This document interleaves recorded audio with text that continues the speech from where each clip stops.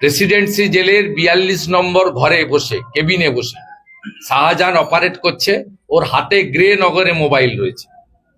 আমাকে কারারক্ষীরা গতকাল থেকে সমস্ত তথ্য দিয়েছে।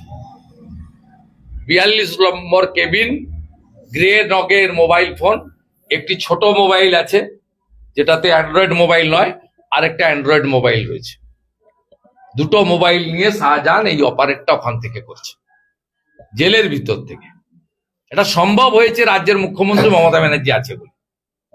তাই যেমন দেবব্রত মাইতি সহ 18টি পোস্টপোল ভায়োলেন্সের মামলা অন্য রাজ্যে ট্রান্সফারের জন্য সিবিআই সুপ্রিম কোর্টে গেছে, শাহজাহানদের কেসের ক্ষেত্রেও অন্য রাজ্যে ট্রান্সফারের জন্য মামলা আদালতে নিয়ে যাওয়া উচিত তদন্তকারী সংস্থা।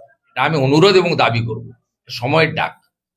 আর সমস্ত সাক্ষীর উচিত কোর্টে গিয়ে নিরাপত্তার দাবি করা, যাতে আর নিরাপত্তা রক্ষী সরকারি, সে রাজ্যের হোক কেন্দ্রের হোক, যাতে নিরাপত্তা তারা পায় তার দাবি করে।